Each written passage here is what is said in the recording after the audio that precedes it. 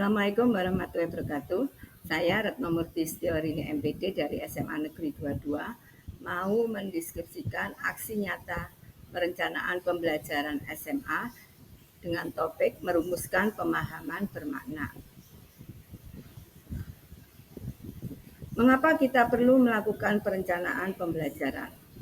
Perencanaan pembelajaran adalah proses sistematis untuk merancang, mengembangkan, dan mengorganisir aktivitas pembelajaran agar mencapai tujuan-tujuan pembelajaran. Pekerjaan yang baik tanpa perencanaan akan jadi sulit, sedang perencanaan yang baik tanpa pelaksanaan hanya akan jadi arsip, sebagaimana dikemukakan oleh Yusuf Kala. Adapun tahapan perencanaan pembelajaran dalam kurikulum antara lain: 1. Menganalisis capaian pembelajaran untuk menyusun tujuan pembelajaran dan alur tujuan pembelajaran. 2. Perencanaan dan pelaksanaan asesmen diagnostik. 3. Mengembangkan modul ajar. 4. Penyesuaian pembelajaran dengan tahap capaian dan karakteristik peserta didik. 5. Perencanaan pelaksanaan dan pengolahan, asesmen formatif dan sumatif. 6. Pelaporan kemajuan belajar. 7. Evaluasi pembelajaran dan asesmen. Langkah-langkah dalam perencanaan pembelajaran. 1. Identifikasi tujuan pembelajaran. 2. Analisis kebutuhan siswa. 3. Pemilihan metode pengajaran. 4. Penentuan sumber belajar. 5. Perancangan rencana pembelajaran. 6. Penentuan strategi penilaian. 7. Implementasi pembelajaran. 8. Evaluasi dan refleksi. 9. Penyesuaian dan peningkatan. 10. Dokumentasi dan komunikasi. Cara melakukan identifikasi tujuan pembelajaran. 1. Pahami standar kompetensi dan kompetensi dasar. 2. Analisis kebutuhan siswa untuk memahami tingkat pemahaman dan keahlian mereka. Indikator dalam analisis kebutuhan siswa meliputi: 1. Evaluasi pemahaman awal melalui kuis, pertanyaan terbuka atau diskusi kelompok. 2. Pengidentifikasian gaya belajar visual, auditorial, atau kinestetik. 3. Analisis kebutuhan individu melalui wawancara pribadi, konsultasi dengan orang tua, atau penilaian portofolio. 4. Pemahaman lingkungan pembelajaran meliputi kondisi fisik dan sosial kelas, lingkungan belajar di rumah. 5.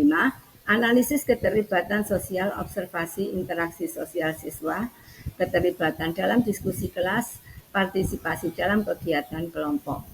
6. Penilaian keterampilan umum, penggunaan tes atau proyek. 7.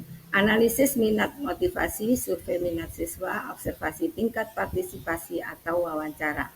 8. Evaluasi dukungan rumah wawancara dengan orang tua atau penilaian kebijakan sekolah. Adapun metode pengajarannya meliputi ceramah, diskusi, simulasi, proyek kelompok, dan teknologi pembelajaran. Penentuan sumber belajar mencakup buku teks, sumber online, multimedia, atau materi tambahan lainnya. Prinsip dalam perencanaan dan pelaksanaan pembelajaran meliputi: 1. Berpusat pada siswa. 2. Relevan dan kontekstual. 3. Kolaborasi. 4. Penilaian formatif. Dan 5. Fleksibilitas dan adaptif. Adapun strategi pembelajaran antara lain: 1. Strategi pengajaran aktif. 2. Strategi diferensial instruksional. 3. Strategi teknologi dalam pembelajaran. 4. Strategi cooperative learning. 5. Strategi penilaian otonom. 6. Strategi pengajaran berbasis masalah. Pemahaman bermakna merupakan pemahaman yang diberikan kepada peserta didik terhadap tujuan dan manfaat pembelajaran yang dilaksanakan untuk kehidupan mereka. Pemahaman ini ingin kita capai setelah siswa mempelajari materi tertentu. Langkah-langkah mencapai pemahaman bermakna. 1. Aktivasi pengetahuan awal. 2. Tujuan pembelajaran yang jelas. 3. Pengajaran berbasis kasus atau konteks nyata. 4. diskusi dan kolaborasi. 5. Pertanyaan reflektif. 6. Aplikasi konsep dalam konteks berbeda. 7. Umpan balik konstruktif. 8. Evaluasi berbasis proyek atau tugas. 9. Refleksi dan diskusi lanjutan. Indikator pemahaman bermakna. 1. Mampu menjelaskan dengan sendiri. 2. Penggunaan bahasa teknis. 3. Mengkaitkan dengan pengetahuan sebelumnya. 4. Hubungan antar konsep. 5. Aplikasi dalam konteks nyata. 6. Berpikir kritis dan analitis. 7. Partisipasi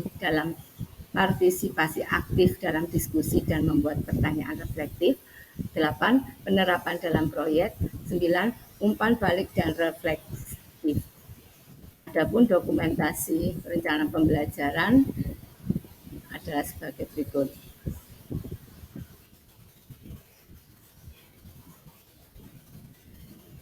Terima kasih atas perhatiannya. Wassalamualaikum warahmatullahi wabarakatuh.